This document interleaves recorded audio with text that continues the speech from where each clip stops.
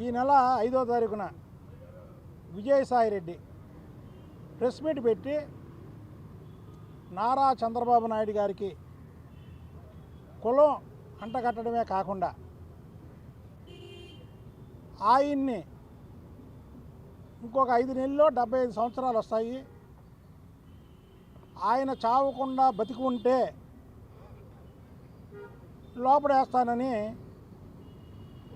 సాక్షాత్తు ఒక రాష్ట్ర ముఖ్యమంత్రిని బెదిరించి బ్లాక్మెయిలింగ్ చేసే పద్ధతిలో ఆ మాటలో, అంటే 4.5 ఏళ్ళలో మా గవర్నమెంట్ వస్తుంది, అప్పటి వరకు చంద్రబాబు నాయుడు గారు ఉంటాడా ఉన్నాడా అంటే మా నోటితో మేము అనలేకపోతున్నాం ఆ మాట. ఒకవేళ ఉంటే 4.5 ఏళ్ళలో మేము లోపడేస్తాం అని బెదిరించి భయపెట్టే బ్లాక్మెయిలింగ్ చేసే పద్ధతిలో 2 మాటలు అన్నాడు. ఉదాహరణకి కేవీ రావు అనే వ్యక్తి రాష్ట్ర ప్రజల్లో చాలామంది తెలుసు. ఆయన పోర్టుని జగన్మోహన్ రెడ్డి లాక్కున్నాడన్న సంగతి ఈ రాష్ట్రంలో చిన్న పిల్లలను అడిగితే చెబుతారు.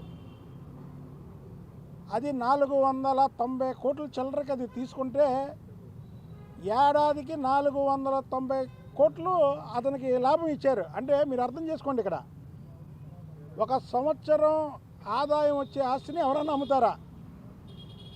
అమ్మరు. ఆయనకు అమ్మాల్సిన అవసరం లేదు. సరే, అది ఆయన చూసుకున్నారు. దీంట్లో నేను ఇంకెంతకన్నా ఎక్కువ మాట్లాడను. అయితే ఈ కూటమి ప్రభుత్వం వచ్చిన తర్వాత చంద్రబాబు నాయుడు గారు కావనివ్వండి, రాష్ట్ర మంత్రులు కావనివ్వండి, లేదా పోలీస్ కమిషనర్లు కావనివ్వండి, డీజీపీ గారు కావనివ్వండి, కలెక్టర్లు కావనివ్వండి, అనేక ఫిర్యాదులు ఈ 2019 నుంచి 2024 వరకు ప్రజలకి చేసినటువంటి ఏవైతే ఉన్నాయో, ఏ హానీలు అయితే చేశారో అవన్నీ కూడా రాష్ట్ర ప్రజలు గత 6 నెలలుగా ఫిర్యాదుల రూపంలో ఆఫీసర్స్కి కానీ, మంత్రులకు కానీ, ముఖ్యమంత్రులకు కానీ, డిప్యూటీ సీఎం గారికి కానీ వీళ్ళందరికీ కూడా ఇస్తున్నారు. దానిలో భాగంగా కేవీ రావు గారు కేసు పెట్టాడు. ఆ కేసుని కులానికి అంటగడుతూ ఇక్కడున్న ప్రతి ఒక్కరం కూడా బీసీలు, దళితులు, ఎస్సీలు, ఎస్టీలు, ఆకలికి రెల్లి సామాజిక వర్గానికి చెందినటువంటి వ్యక్తులు, మైనార్టీకి చెందినటువంటి వ్యక్తులు, అందరూ అన్ని కులాలు ఉన్నాం ఇక్కడ. అన్ని కులాలు చంద్రబాబు నాయుడు గారికి లేదా పవన్ కళ్యాణ్ గారికి కూటమి మద్దతు ఇస్తేనే ఒక్కొక్కరు 60,000, 70,000, లక్షలు, 5 లక్షలు ఎంపీలు గెలిచారు. కానీ అలాంటి నాయకుడికి కులాన్ని అంటకట్టడం అనేది చాలా తప్పు. ఏదో ఒక దళితులను లేదా ఒక మైనార్టీనో లేదా నన్ను బీసీనో కులంతో తిప్పితేనే చట్టం లోపడేయడం కాదు. ఒక రాష్ట్ర ముఖ్యమంత్రికి కులాన్ని అంటకట్టడం అనేది ఒక మైండ్ గేమ్. ఏంటంటే ఈయన కమ్మ, అంటే కమ్మరికి అన్యాయం జరిగితే రాష్ట్ర ముఖ్యమంత్రి కళ చేసుకోకూడదా? అంటే ఇతను కమ్మ, ఇతనికి ఎక్కడైతే చంద్రబాబు నాయుడు గారు యాక్షన్లోకి దిగుతాడో, యాక్షన్లోకి దిగి ఉన్న ఎవరైతే వీళ్ళ ఫ్యామిలీని చంపుతానని బెదిరించారో వాళ్ళందరూ లోపడేస్తాడో జగన్మోహన్ రెడ్డితో సహా అని ముందే దీనికి ఒక మైండ్ గేమ్ ఆడుతూ కులాన్ని అంటకట్టడమే కాకుండా చంద్రబాబు నాయుడు గారిని ఒక వార్నింగ్ ఇచ్చే పద్ధతిలో మాట్లాడాడు విజయసాయిరెడ్డి. ఇలాగే ఒకప్పుడు చంద్రబాబు నాయుడు గారు ముఖ్యమంత్రిగా ఉన్నప్పుడు తిరుపతి వెంకటేశ్వర స్వామి పింక్ డైమండ్ చంద్రబాబు నాయుడు గారి ఇంట్లో ఉందని ఇలాగా అతను ఇష్టం వచ్చినట్టు నోటుకు వచ్చినట్టు మాట్లాడటమే కాకుండా, మీకు తెలుసు మీ అందరికీ, రాష్ట్ర ప్రజలకి, ఎక్స్లో ఇష్టం వచ్చినట్టు చంద్రబాబు గారి గురించి మాట్లాడుతుంది. అతన్ని 10 సంవత్సరాలు బట్టి అతని మాటలకి నేను కౌంటర్ ఇస్తాను. అయినా సరే ఇది పరాకాష్ట. ఇది మా నాయకుడినే కాకుండా తెలుగు ప్రజలు, భారతదేశ ప్రజలందరూ కూడా అభిమానించే చంద్రబాబు నాయుడు గారిని ఇంకొక 5 నెలల్లో 75 ఏళ్ళు వస్తాయి, 4.5లో మా ప్రభుత్వం వస్తుంది, చావకుండా బతికి ఉంటే లోపడేస్తాననేది దాని మీద చాలా రకరకాల కోణాల్లో చెప్పినటువంటి డైలాగ్ అది. అంటే ఆఖరికి మేము చంపుతామని ఒక వార్నింగ్ రూపంలో ఇచ్చింది కూడా అందులో మనం తెలుసుకోవచ్చు. కాబట్టి ఇలాంటి వ్యక్తులు ఇలాగ మాట్లాడితే ఊరుకోకూడదు. ఇప్పుడు నేను మాట్లాడుతున్నా, విజయసాయిరెడ్డిని చంపేస్తానన్నానా అంటే నేను కేసు, లేదా విజయసాయిరెడ్డి చచ్చిపోతాడని చెప్పానా? అనలేదు కదా. నువ్వు రాష్ట్ర ముఖ్యమంత్రిని ఎందుకు అన్నావు ఆ మాట? కాబట్టి ఈరోజు పోలీస్ కమిషనర్ గారికి లిఖితపూర్వకంగా కంప్లైంట్ ఇచ్చాం. ఈ 2 పదాలు విజయసాయిరెడ్డి ఒక భయప్రాంతులను చేయడానికి మాట్లాడినటువంటి మాటలు.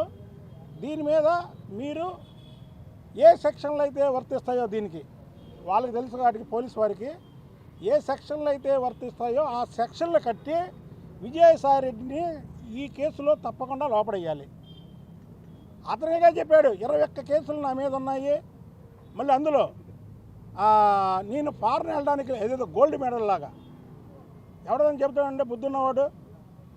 ఈ విజయసాయిరెడ్డికి పరువు ఉందండి, పరువు నష్టం దావా వేయడానికి ఇప్పుడే నా మీదే నేను లిఖితపూర్వకంగా రాసిచ్చా నీ మీద కేసు పెట్టమని. నీ పరువు ఎంత ఉందో, నీ పరపతి ఎంత ఉందో నువ్వు నా మీద కోర్టులే, నీ పరువు నష్టం దావా. ఇదేంటంటే ఒక మైండ్ గేమ్ ఆడి ఇవాళ వైసీపీ పార్టీ అనేది టైటానిక్ షిప్ లాగా మునిగిపోయింది. దాన్ని ఎంత లేపుదామన్నా వీళ్ళ వల్ల కాట్లా లేపడానికి.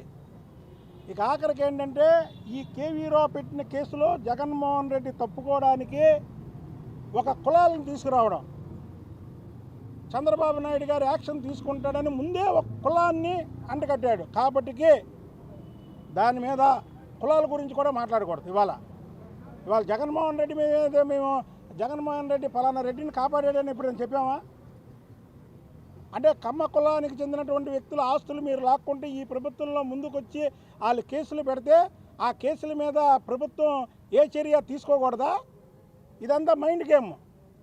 ప్రజల్లో ఒక కులాన్ని రెచ్చగొట్టడానికి, ఒక కుల పిచ్చిని తీసుకురావడానికి ఆడుతున్నటువంటి డ్రామా.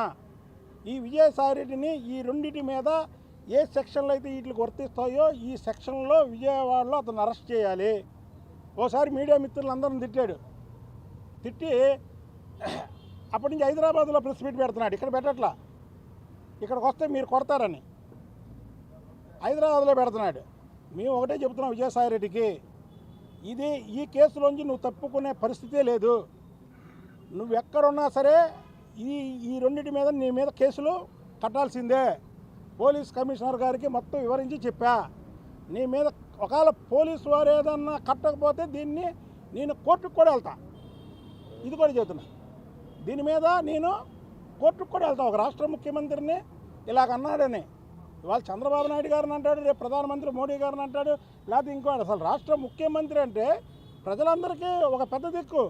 అతను నువ్వు కులం అంటకట్టడం ఏంటి, అతను నువ్వు చచ్చిపోతాడని చెప్పడం ఏంటి, బతుకుంటే జైలు వేస్తానని చెప్పడం ఏంటి? కాబట్టి ఈ విషయాన్ని చాలా సీరియస్గా తీసుకోవాలని, అందుకే ఇప్పుడేమి నేను రాజకీయాలు మాట్లాడట్లా. ఇది ఓన్లీ వన్ విజయసాయిరెడ్డి మాట్లాడినటువంటి మాటలకి నేను కేసు పెట్టా. ఆ కేసు గురించే చెప్తున్నాను. ఇక నుంచి విజయసాయిరెడ్డి కానీ ఏదన్నా మాట్లాడితే మాత్రం తగిన మూల్యం చెల్లించక తప్పదు. మీ అందరికి కూడా కాపీలు ఇస్తానండి, అందరికీ. ఈ కాపీలు అందరికీ అమ్మా.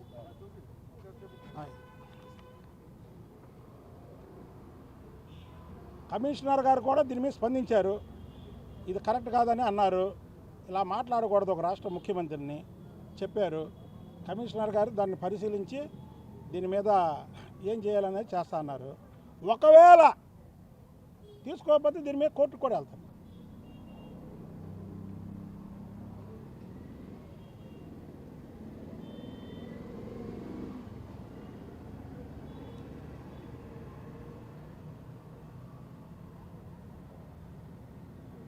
ఓకేనండి, మీ అందరికీ కాపీలు ఇస్తాను. కాపీలు అందరికీ అమ్మా. ఇదమ్మా తమ్ముడు ఇచ్చారా?